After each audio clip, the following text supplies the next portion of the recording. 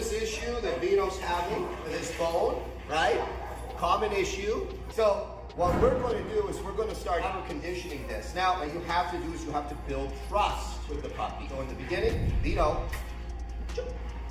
I come in and I give the puppy something. Now, I'm giving him kibble, and Vito has great drive, right? What I'm going to do is I'm going to come in and always give him something every time. Vito, wow, good. I'm going to teach him that when I come in, Vito, notice how I don't put my hand on the bone right away? I just bring my hand here. Good. And when he comes here, there's food in my hand. Now I'm gonna start to say, leave it. Vito, leave it. That's it, right? And now I'm showing him. Vito, leave it. Leave it. Good. And right now I'm not enforcing it. I'm just giving the puppy something. If your puppy doesn't want to leave it, then you're probably using something that's lower value. Now, Vito eats anything, so I can give him kibble in exchange for his bone. And you can see now he's kind of just voluntarily doing it because he's learning that me being here equals the delivery of food, right? And the dog's learning that I'm not here to steal from him, I'm here to actually give him more. You can use some raw beef for this, something where it's just as good as the bone, and if anything, it's actually a little different, and then the dog learns that he can trust when you're coming in that you're not going to do something. And I'm just giving him the concept that leave it means drop it, and I'm gonna give you something else. Oh, hey, good job, buddy. And now he's learning to accept the trade. I always suggest in the beginning, minimal conflict is when you throw it. So I'm just gonna throw the food on the thing. So if my dog's really like nasty and doesn't want me close, in the beginning I'll just walk in. So I'll be away from the puppy, okay? And he'll be on his bone, so I'll let him go back to his bone. So when I walk in, I'm coming in not to take, but to give. And that's all there. Now if you say, okay, Haz, I want to get the bone away from my puppy.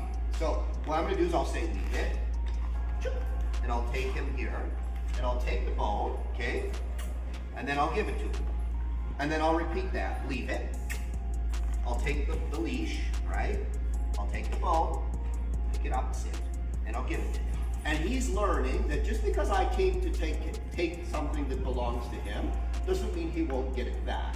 And again, why is my kibble so valuable? My food is valuable because I don't feed him from a bowl.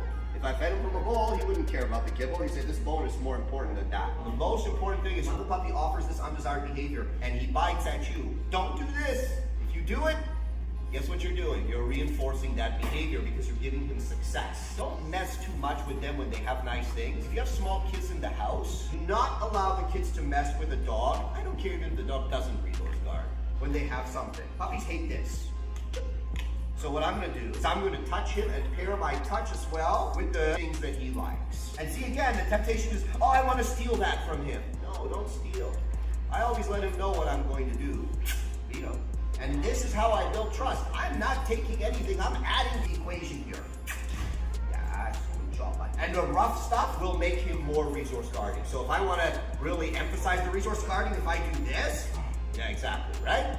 I'm pinching him, I'm biting him, leave it. And it's cute at this age. And when he's full grown, it ain't gonna be cute. He's gonna put someone in the hospital if we don't address it properly. One last thing, guys, a reminder, if he's here and I'm coming to him, that's more conflict than if I'm stepping away. Yes. You see?